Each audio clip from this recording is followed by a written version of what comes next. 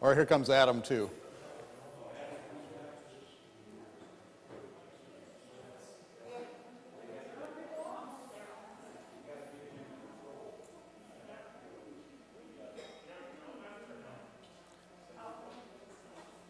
Are we ready?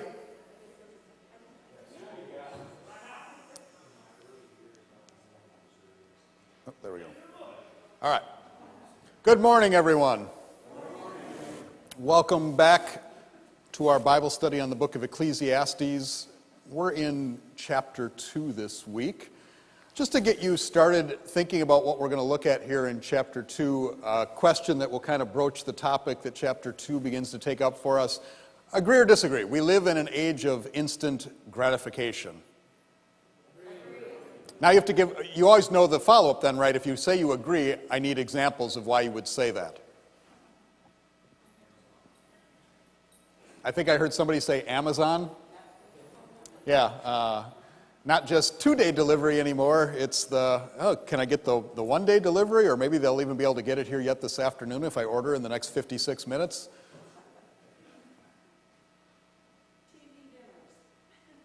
Carolyn remembers the time before TV dinners and now TV dinner, right? The microwave oven. I've heard somebody describe it as we want slow cooker results in a microwave oven world.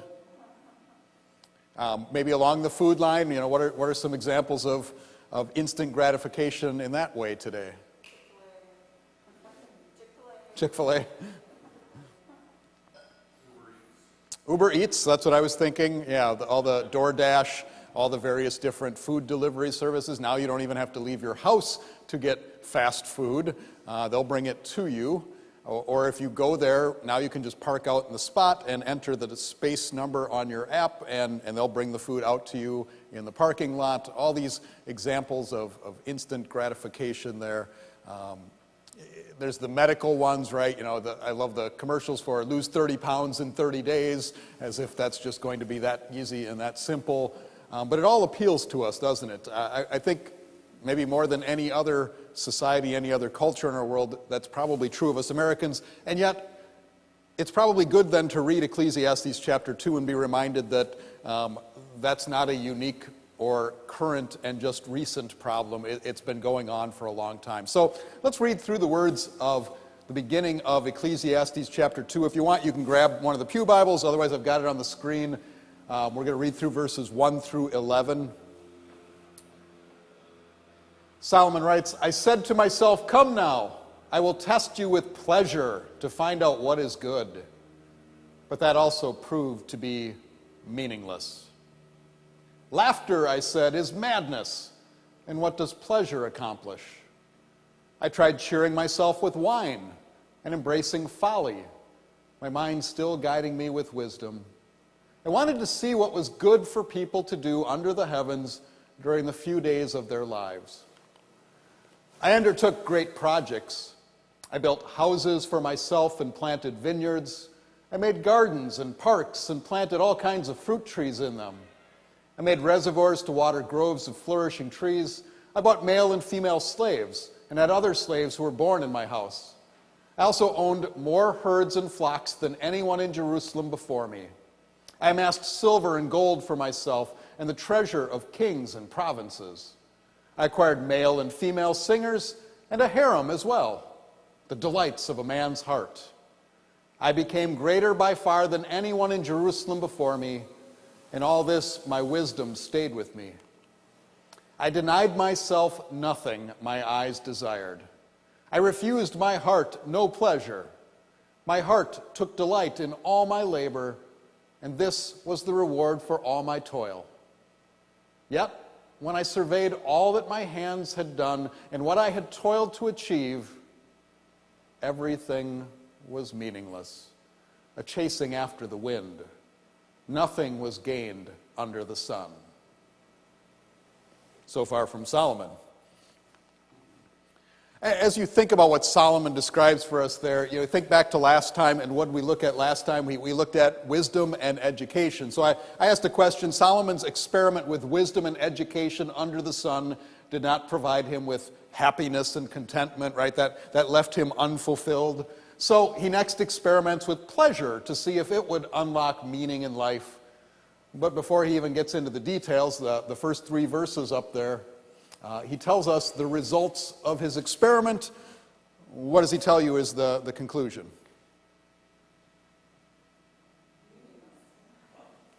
Yeah, you can see he asked the question in verse 2 there. I highlighted it for you. And what does pleasure accomplish? And you saw he gave the answer, but that also proved to be meaningless. That too. And he comes back to that again at the end, but he states it up front. He brings it up again at the end. This too is that meaningless. Remember that word that means vanity. It's that, like that picture that he says at the end, they're chasing after the wind, right? You can't grab a hold of it. You can't hang on to it. You can't embrace that and keep it forever.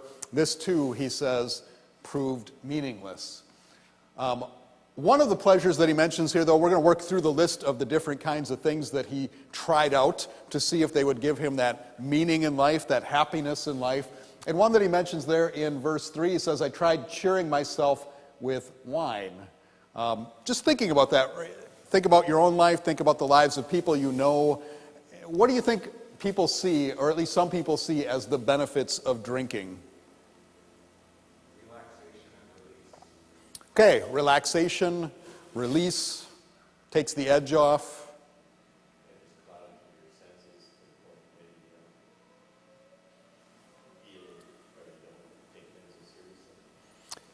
Steve said it clouds your senses to the point where then you don't take things as seriously, kind of slows the mind down, right? If your mind is constantly running all these things through it, right, it can slow that process down for you and give you a little bit of relief from the unrelenting attack of your mind as it's throwing things at you, right? Some people, that's why they need a drink before bed, they say, because it slows their mind down. So that would be an example. What else? What are some of the other reasons? Carolyn? False confidence, yeah. Right, people are notorious that when they start drinking, their confidence becomes like that, right? Then they find out later that it was whatever they were doing made them look foolish, but at the moment, it was a confidence elixir. Other, Cece? A distraction. How so?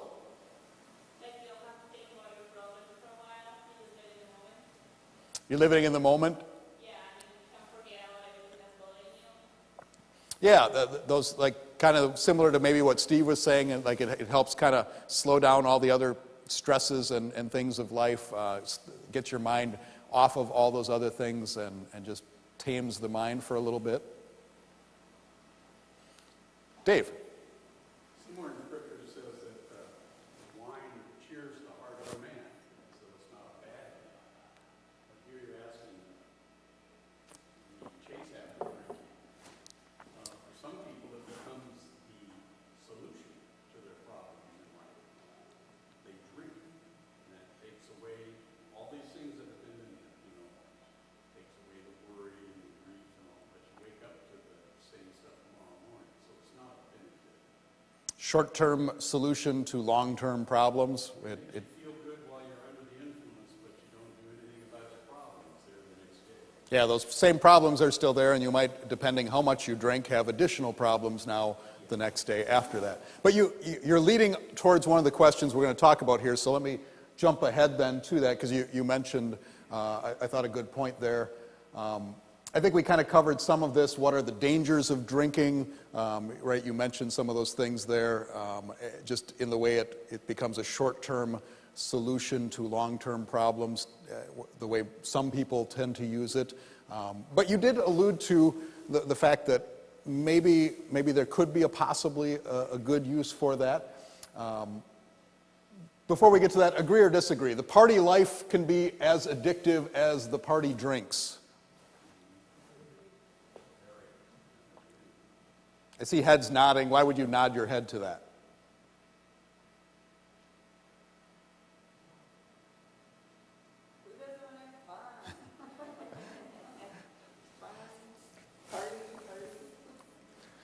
Maybe I'll use a different comparison, right? Like you book a vacation that's going to happen 6 months from now, and where does your mind go for 6 months?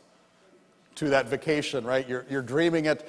But then when you go on vacation, right, then you get stuck in traffic in LA on the way. You get there and your room's not clean, and so you got to wait around in the lobby while they're finishing cleaning your room. You get to your room and, somebody else's stuff is still there. They didn't clean the room that well. All those real life things happen, and what in your mind you had portrayed it to be, it can never deliver on because you live in this kind of a world. And I think that's maybe true too of, right, this idea of these glamorous people partying. And don't you see that in the commercials when they show you, like, go to Las Vegas and, right, all these fabulous people having this fabulous good time, and then you go and maybe you have a good time, maybe some of it works out, it's still okay, but you have your little frustrations, your plane gets delayed, they didn't have your rental car, your luggage gets lost. All these little things happen along the way, and it's not nearly as good as it was made out to be. And maybe to use Solomon's picture then, right, it's trying to grasp after the wind. It's this chasing after the wind because it can never deliver what your mind has made it out to be. And so I think that's part of it, right? It's this idea of there's this utopia that you can somehow achieve, and so the life is just as addictive as the drink itself. How about this one? Since the consumption of alcohol can lead to many different problems, it's best to avoid it entirely. Dave was leading us towards this question. That's based on my past abuse of alcohol. So I would have to agree with that statement. But it's not necessarily true. Again, like it said in Scripture, it makes the heart of man, it cheers the heart of man. There's nothing wrong with having a glass of wine in the evening. Yeah, there's always those false alternatives, aren't there, right? The one is that this is going to be the thing that brings me happiness and meaning and joy in life, and so that's this ditch over here. Then there's the other ditch of, well, therefore it must be wrong, and so what did you see in our country's history? The temperance movement and such to get rid of it. Well, what happened when they banned alcohol? People wanted it even more than they did before, right? Now there's this kind of hidden pleasure to it, and it didn't fix that problem, did it? People still wanted it, they still chased after it. But I think Dave made a good point when he said, right, you read elsewhere in the Proverbs that it does mention that wine is a gift from God that can make a man's heart happy. So where's the middle road in that? Where does Scripture put the middle road? It speaks to drunkenness. If one glass of wine cheers my heart, heavens, 2 glasses will bring joy. 3 glasses will bring euphoria. 4 glasses, I don't remember any much after that. That kind of thing. Drinking in that manner is not God-pleasing. So what does the Bible teach us to do, and what does it forbid us from doing? Might be a way of asking it. Sean? Intoxication? Yeah, it's the abuse of the gift that the Scriptures forbid, not the moderate use of it. And so, right, that's the middle road there. But when you expect wine, as he's mentioning here, to do the job that it was not invented to do, when it's meant to take away all your problems and bring you meaning and joy in life, that's not its role. It is a gift from God. Whether you eat or drink or whatever you do, Paul says, do it all to the glory of God. When it's done that way, when you receive that glass of wine and you give thanks for that as a gift from God, that can certainly be a wonderful blessing and a good use of that. But once you start looking to that as your God, make it your God, think that it can do more than it possibly can, now you've put it in the wrong place. And I'll have an illustration for that at the end that I'm going to use kind of over the rest of this Bible study to just help you think through where these things fit so that they don't become meaningless, but rather they are part of a meaningful life. Comment on the observation made by some that American society has become an entertainment culture in its search for meaning through pleasure and happiness. Right, he says in verse 2, laughter, I said, is madness, and what does pleasure accomplish? Verse 3, I tried cheering myself with wine and embracing folly. And through this, he says, my mind was still guided with wisdom. So to have a good time, laughter, folly, entertainment, we could say. What are your thoughts? Comment on that observation that America has become an entertainment culture in its search for meaning. Do you agree with that?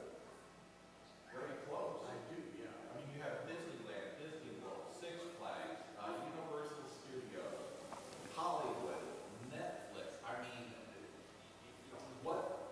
what show do you want to watch? Anything you want to watch is now out there. I mean, if you want ghost stories, if you want sports, if you want whatever it is, it's sitting on your TV. And all you have to do is pay for it. A lot of good examples there. Thank you. I think you spoke loudly enough that everyone else could hear.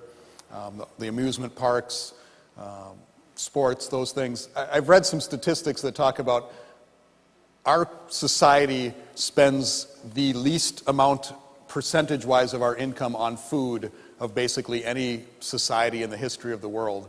Now, this program I was watching was contending that maybe we're going to be the first generation that's less healthy than our previous generation because of the way we do that now. But I think it said something like the average family, it was less than 20% was the number they used. They spend less than 20% of their income on food, and for a lot of families it's even less than that, they said. Whereas you think about the history of the world and what was man spending most of his time doing? Agriculture, trying to basically secure his family enough calories to get from this harvest to the next harvest. I think I've told you guys this before, but one of our presentations at a conference once, Professor Brugge, who was the Hebrew professor at our seminary, he also had done ancient Near East studies, and he had one presentation on the history of beer. And he described beer in the ancient Near East as a way to preserve the caloric value of moldy grain. How do you keep your grain for a year? Well, ferment it. That will put a natural preservative into it. But most of the time, people have spent their energy and effort trying to make sure they have enough calories for them and their family for a year. We spend less than 20% of our income on that. Vice versa, where do we spend a lot of our income? On entertainment. Amusing ourselves to death, as an author once put it. Trying to find that happiness, that joy in these things. And you can maybe look at your own life. They speak of lifestyle creep. You start doing one thing, and then, well, that's not enough. Then I need 2 or 3 or 4 of these Netflix-type services, or the seats at the ball game are up here, but I'd like to get a little closer, and I'd like to go a little more often, and we spend more and more on that. Or your TV was this big, and then it's this big, and now it's this big, and the speakers aren't quite good enough. I should get a different set of speakers that will provide me with this home theater that I can cocoon in with my family, right? You see that going on, and Solomon says, I tried that too. I went down that road. I denied myself nothing. I tried cheering myself with all these things. I wanted to see what was good for people to do under the heavens during the few days of their lives. And if you look at American society and what we choose to do, what we think is good for people to do under the heavens during the few days of their lives, we are a society that could easily be labeled as an entertainment culture. In the next section, he moves into what I would describe as projects here. So he goes from kind of these individual pleasures in the first section there. Now in these verses he gets down to some projects that he undertook. And so I wrote, Solomon's pursuit of pleasure did not end with wine and laughter. He goes on to relate how it included the joys of accomplishments and acquiring possessions as he searches for happiness and contentment. Count up how many times Solomon uses the pronoun I in verses 4 through 9. I'll make it easier for you. Just highlighting some of them, but even our translation doesn't fully show it for you because we don't always put every I in. It starts out, I undertook great projects. I built houses for myself. And then you really should put I in there again. And I planted vineyards. I made gardens and parks. And I planted all kinds of fruit trees in them. I made reservoirs to water groves of flourishing trees. I bought male and female slaves, and I had other slaves who were born in my house. Right? You could add, you see that repetition there of, I did this, I did this. It looks like his LinkedIn profile. Look at what I've done. Look what I've accomplished. All these things I got done. I amassed some silver and gold for myself. I acquired male and female singers. I became greater by far than anyone in Jerusalem before me. In all this, my wisdom stayed with me. And that last phrase is interesting. All this, my wisdom stayed with me. He's implying that this wasn't done in an unbridled fashion. He's still thinking about this as he's doing this. His wisdom is still there with him. And so you read that, and it's just I. Very, very strong repetition to notice. And so think about that. What do people want to do? They put their resume out there. Here's what I've accomplished. Here's what I've done. These are the things I've done. This sounds like him writing his own part of his resume there of his pursuits. And it's pretty impressive what he accomplished there. Verses 4 to 6, the first part of that describes Solomon's attempt to find meaning, happiness, and satisfaction in those projects that he accomplished. But I ask the question, why do projects, even when successfully completed, fail to bring lasting happiness and satisfaction during life under the sun? Most of you have at least a little bit of life experience under your belt here. You've accomplished some projects and things in your life. As you think about that, why do they not bring that lasting happiness? Adam? As great as those projects are, as much time and effort you put into them, they themselves don't last. The vineyard will need to be tended or it goes away. The houses, if they're not upkept, they fall apart. Even if they are upkept, they'll eventually still fall apart. All of those things that we do in this world, as much pleasure as they bring us, even if it might be a longer pleasure than other things, they still eventually fade away. And I think that's even like right the question, the way you word it, the lasting pleasure. They don't last. Some things last longer than others, but they still end eventually. You come up with lots of great things. Thank you, Adam. Yeah, that you mentioned there. You know, the things you build, the things you do. But then there's always somebody coming along. If it's a human achievement, they're doing something better than your achievement. They're breaking your record. They're coming up with an invention that makes your invention obsolete. Like you said, the houses, you buy them, they fall apart. They need maintenance even when you work on them. Same for the fields and the vineyards. None of that can be static. It doesn't stay the same. You can't grasp onto it. And so that phrase that he uses, right, chasing after the wind, you can't grab a hold of it. It doesn't stay. It happens for just a moment. Early on when we were in the online Bible study, I mentioned to some of you one of the quotes that came to mind, and I know there's a bunch of you that are Green Bay Packer fans out there, but after the Packers won their last Super Bowl about 10 years ago, I remember reading a quote where Aaron Rodgers said, "Is this it?" He had reached the pinnacle of his career, and moments later he's asking himself, "Is that it?" The moment that he had wanted and had, he maybe had it for a few hours there that day, maybe that week, but then very shortly thereafter during that off season, it's gone. The feeling is gone. Now I got to get ready for the next one. Is this it? You can't, even when you get what you want, it doesn't last. You can't hold on to it forever. A couple examples of what Scripture says elsewhere. I want to look at Luke chapter 12 with you as you think about this section of what Solomon tells us in his experience about all the projects of life. Jesus had a story about a man who was pretty successful. Luke chapter 12, someone in the crowd said to him, "Teacher, tell my brother to divide the inheritance with me." Jesus replied, "Man, who appointed me a judge or an arbiter between you?" Then he said to them, "Watch out, be on your guard against all kinds of greed. A man's life does not consist in the abundance of his possessions." And he told them this parable. The ground of a certain rich man produced a good crop. He thought to himself, "What shall I do? I have no place to store my crops."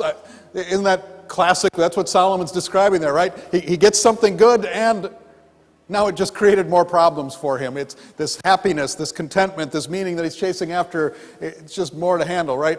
You spend your day at home on your day off, taking care of your house, and you look around, how am I going to take care of all these things that God has given me? Those things that you thought would bring you happiness, And to some degree they do, but they also bring you a lack of happiness because you got to take care of them, like this man. He goes on in verse 18. Then he said, "This is what I'll do. I will tear down my barns and build bigger ones, and there I will store all my grain and my goods. And I'll say to myself, you have plenty of good things laid up for many years. Take life easy, eat, drink, and be merry." What's his philosophy?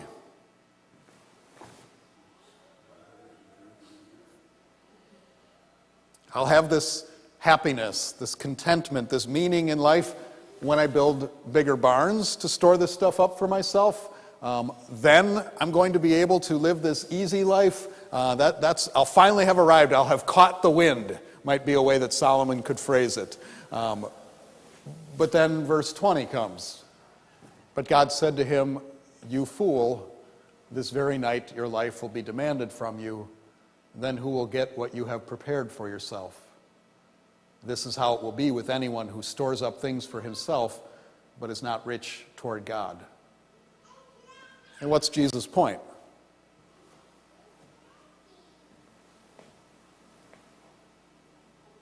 The rich man is someone who has God in his life, not one who had all these possessions. He had a God, but what was it? Possessions. Yeah, his possessions, maybe even his own happiness, the easy life sort of was his God for him, and God had been replaced in his life. This was what he valued. This is where he found meaning in life. And so Jesus reminds us that this is how it is for anyone who stores up things for himself, essentially makes himself his own God, but is not rich towards the God who gave all those things in the first place. Jumping ahead to verses 7 and 9 then. So he talked about his projects in verses 4 through 6 there. Verse 7, he says, "I bought male and female slaves and had other slaves who were born in my house. I also owned more herds and flocks than anyone in Jerusalem before me. I amassed silver and gold for myself and the treasure of kings and provinces. I acquired male and female singers and a harem as well, the delights of a man's heart. I became greater by far than anyone in Jerusalem before me. In all this my wisdom stayed with me." So verses 7 to 9, right, they still describe Solomon's attempt to find meaning, happiness, and contentment in the possessions he had acquired. He mentions all of his workers, essentially, slaves for him, his herds, his flocks, his silver, his gold, all of those things. He didn't have a stereo to play his music, so he had male and female singers. He has a harem as well for his delights. We'll spend more time on that next time. But why do possessions fail to bring lasting happiness and joy during life under the sun? Because they don't bring lasting contentment in this world. When you try to get your contentment out of worldly things, it falls far short. Somewhere in Scripture it says, I'm going to paraphrase it, contentment with godly wisdom, or maybe it's wisdom with godly contentment, is of great value. You know, being content, I think Paul said, being content is something that is a gift from God to us, because I'm content because I know where it's all going to end. I'm going to heaven. Where if all I chase is after worldly things, Adam said it well, they all wear out. My motorcycles, my dirt, they all wore out. I always had to fix them. There was never content. There was always a bigger, better deal setting somewhere that I had to go and get. And we have a bigger, better deal in Christ Jesus. We're headed for heaven. Right. We're headed for eternal life. Excellent comments. I think it was loud enough. Hopefully most of you could hear that. Dave was talking about the scriptures that speak of godliness with contentment is great gain. Josh. He's seeking fulfillment through possessions and physical things, and he keeps on mentioning that he has his wisdom with him. I think of it like he has a hole that he's trying to fill, and he knows that these physical possessions aren't going to fill the hole. He's not getting emotional and spiritual fulfillment, which is what's going to fill that hole for him. Yeah, and he's, if you remember, we think, assuming that, right, that Solomon wrote this, we can't definitively say that, but it seems likely that he wrote this. And then if the theory that he wrote this late in his life is true, he's looking back on a life where he spent his time and his energy and his effort chasing after these things, and he's saying to anyone who will listen now, look, I tried this already. I chased these things. I went after these things. And like you said, there was a hole there that they didn't fill. I think of that phrase too. I met with a mom who was checking out our preschool a few months back, and she asked me the question. She said, well, my husband's an atheist. Will you still let me bring my child here? And I said, well, just understand up front, we're going to be very upfront with you about who we are, what we do, what we teach here. So understand your child's going to come home having heard about who God is, who he is and what he does for us, and why that gives us joy in our lives. And then as we got talking, she mentioned how she's been very successful in her life, but she's got this, she's missing something. And that was the phrase I used with her. I said, it sounds like you have a God-sized hole in your life right now, and you're trying to fill that with other things. And then she said, yeah, maybe that's it. And then she asked about, when I brought up the foundations class, she asked about that. And then she said, well, I'm interested, but that's when I play tennis on Sundays. The irony was not lost on me that, right, she's trying to fill it with all of these things, and not that tennis is a bad thing, but everything in its place, as we're going to talk about. Cece, I saw your hand. I was going to say it kind of seems like desperate efforts to keep busy and not have to dig into a hole to see what it actually is. So just like keep doing things without putting the hard work that it would be to actually dig into that hole. So an example that I was talking with somebody about, maybe this kind of fits with that, is right. You're really excited. You just got the 3 Series BMW, and now you start looking around on the road, and what do you see around you? The 5 Series, right? You got to get a 5 Series. That'll make you happy. So you get your 5 Series, and then what do you see on the road? You see the 7 Series Beamers, and like, oh, that's a nicer car than mine. I got to have that now. And right, you're always kind of chasing after this next big thing. And I remember this commercial a number of years ago where the guy is describing his life and his house and whatever, and the commercial ended with, I'm in debt up to my eyeballs. I don't remember what it was for, but that was how he was keeping up with the Joneses, because he thought that's what would bring him happiness and contentment in life. And really all you're doing is digging this hole there. I want to share with you what Jesus mentions in Matthew chapter 6. He says, do not store up for yourselves treasures on earth where moth and rust destroy, which I think is what you guys have been describing. Adam mentioned that, I know, right? Your crops, you got to take care of the vineyard, the house that you buy, all those things. Moth and rust, Dave mentioned his motorbikes. They destroy, thieves break in and steal. We had that recently here, right? They break in, they take iPads and computers. So even if you get those things, that's what happens in this earth. But Jesus says, but store up for yourselves treasures in heaven, where moth and rust do not destroy, and where thieves do not break in and steal. For where your treasure is, there your heart will be also. And of course, what is the treasure that Jesus is pointing us towards? Yeah, ultimately him, right? Him and being with him in his presence for all eternity, having him with you now, being with him for all eternity. Where your heart is, nobody can take that treasure from you. It's not going to go up based upon what somebody says on a TV program about the value of it. No stock market to change its value. What Jesus gives us has an inestimable value. I wanted to share with you also, Dave led to this. Nice work, Dave. Dave did not see this ahead of time. That's the second time today you've alluded to something that I was coming to. So you're thinking good thoughts, Dave. Paul writes to Timothy in 1 Timothy chapter 6, he says, but godliness with contentment is great gain. For we brought nothing into the world, and we can take nothing out of it. But if we have food and clothing, we will be content with that. People who want to get rich fall into temptation and a trap and into many foolish and harmful desires that plunge men into ruin and destruction. For the love of money is a root of all kinds of evil. Some people, eager for money, have wandered from the faith and pierced themselves with many griefs. Later on, then, he writes, command those who are rich in this present world not to be arrogant, nor to put their hope in wealth, which is so uncertain, but to put their hope in God, who richly provides us with everything for our enjoyment. So, wait, there is enjoyment mentioned here. Command them to do good, to be rich in good deeds, and to be generous and willing to share. In this way, they will lay up treasure for themselves as a firm foundation for the coming age, so that they may take hold of the life that is truly life.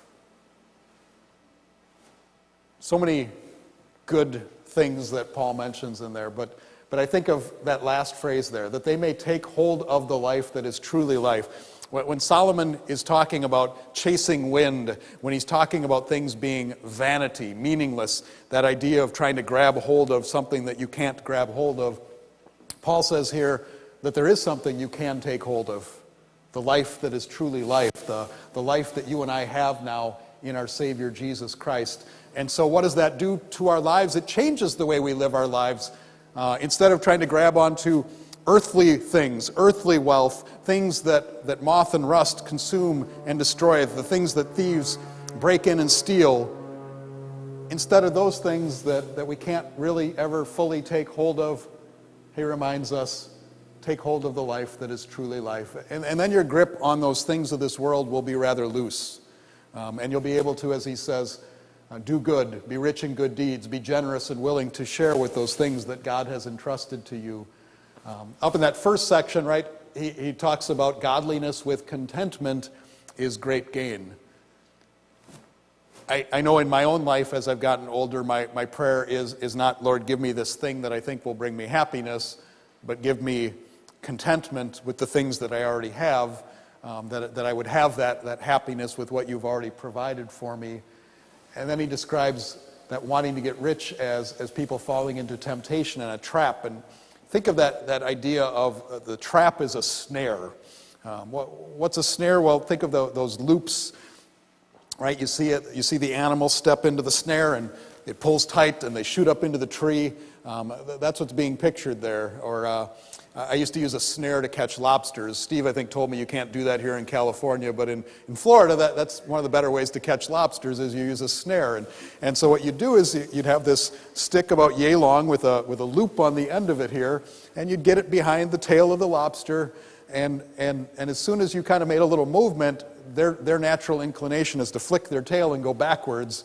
So he'd go back into the snare, and you pull the handle on it, and it closes that snare on them, and you got him. And that's what he says, this desire to have more, this desire to get rich, it's like that kind of a trap. It closes in on you and it snares you. Satan loves that. And so he says the love of money is a root of all kinds of evil. Notice it's not the money that's the problem, is it? What's the problem? The love of the money. Money in and of itself is neutral. Similar to what we talked about with wine before. Wine in and of itself is not bad. Money in and of itself is not bad. They can be used for good purposes, as Paul goes on to say, to command those who are rich in this present age, and that would be all of us because we live in North America, and so we're easily in the top 20% in the world. But his point is that love of money is the problem. So where does money fall? Money is a good gift from God that Satan is very happy to take and turn into something that will take you away from God. But Paul shows us the way that people who've taken hold of life will use wealth in the world to avoid that false extreme of it. So we're not saying you got to go out and sell everything you have and live in that way. God has entrusted that to you. Pray for contentment. Use that wealth that he's given to you to be generous and share and to lay up treasure as a firm foundation for the coming age. Where do you fall on the spectrum? On the left side, I've got scarcity mentality. On the right side, abundance mentality. What I mean by that is Scarcity mentality, if only we had more. How often do you find yourself saying that? If only we had more. Or are you on the right side of the spectrum there? There's plenty for everyone when you look at what you've been entrusted. And I'm not asking you to be public with where you fall on that, but I think that's worth thinking about. Where do you personally fall on this? If somebody needs something, do you kind of tend towards scarcity? I don't have enough to be able to be generous to share. Or do you say, oh, look what all God has entrusted to me. I have an abundance from God. There's plenty for me to share. I think that's a worthwhile exercise to do regularly as you look at what God has entrusted to you, as you're looking to live a meaningful life in Christ here under the sun. Think about where you fall on that spectrum. My prayer is that God would make all of us those generous people that Paul described when he told Timothy to instruct them to be generous with what they've got. You have a God who knows your needs, who will provide for you, who will allow you to be generous according to what he has entrusted to you. May we be a people that are known for being abundant, having an abundance, and sharing in abundance. Solomon summarizes his journey in the last 2 verses of this section for today. He summarizes his journey into pleasure for meaning. What did he conclude about pleasures, projects, and possessions when they are viewed under the sun? He says, verse 10, I denied myself nothing my eye desired. I refused my heart no pleasure. My heart took delight in all my labor, and this was the reward for all my toil. Yet when I surveyed all that my hands had done and what I had toiled to achieve, everything was meaningless, a chasing after the wind. Nothing was gained under the sun. So his conclusion?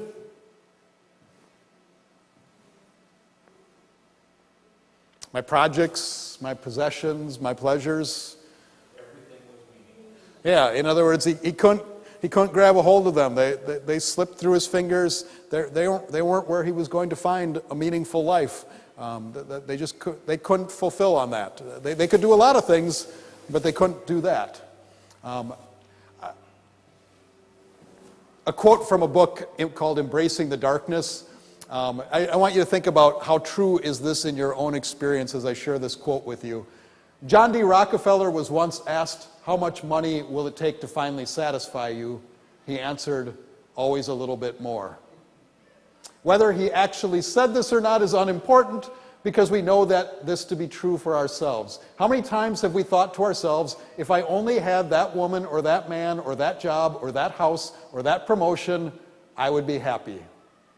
Inevitably, we've found that the happiness would only last for a week or 2 or sometimes only for an hour. Then we'd find ourselves hunting for a stronger fix to build the idealized self is what he's talking about there, to build the idealized self even higher.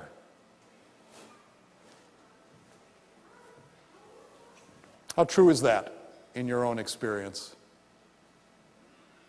John D. Rockefeller at the time was the richest man, I believe, in the world. Standard Oil, right? He had made so much money, and yet always a little bit more. That's what will make me happy. And of course, then you get a little bit more, and you need a little bit more, and a little bit more. Always a little bit more. We think that too, don't we? If only I had this, and then this, and then this. It's that chasing after the wind. And that's what Solomon is teaching us about today.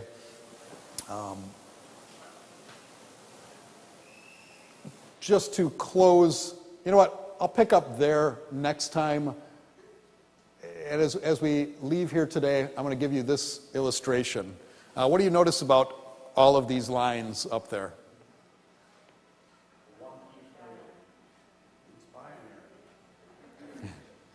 Bunch of ones and zeros, right? 6 zeros and 1 1 in every one of them. Yet if I asked you to read that, how would you read that if you went down the line? 1, 10, 100, 1,000, 10,000, 100,000, million. Normally we don't put zeros in front of ones when we write because it's inefficient, right? But you could. In each of these lines, you have all the same things. but you have different values. They have value when you put the 1 in front of them. Zeros do. But when you put the zeros in front of the 1, they lose their value. I think that's what Solomon is saying to us, right? When you put money, possessions, pleasures in front of God, they lose their value. But wine can be received as a good gift from God. Money can be used as a good gift from God. And so when you put them in their proper place after God, as things given to you by a generous God, as a glorious God, then they have value. But the moment you put them in front, then it's, you fool, this very night your life will be demanded of you, and then who will get all that you've stored up for yourself? And so what Solomon is going to be teaching us over these chapters is think of all these other things in your life as zeros, and think of God as the 1. You want God to be in the first place and all these things to come after it. And so Jesus' words, seek first his kingdom and his righteousness, and all these things will be given to you as well. God give you joy as you go out to live as those people. Let's close with prayer. Heavenly Father, we thank you that you have given us a treasure that is of inestimable value in your Son, Jesus Christ, that you have made us members of your family, and that you now give us many blessings. Help us to put them into the proper place, that we not let them replace you, but rather that they become reasons to give you thanks and praise in our lives and to make you known to others. Bless us now as we go out seeking first your kingdom, trusting that all the other things we need will be given to us as well. Give us meaningful lives as we serve you, making disciples to your glory. In Jesus' name, amen. Thank you, everyone.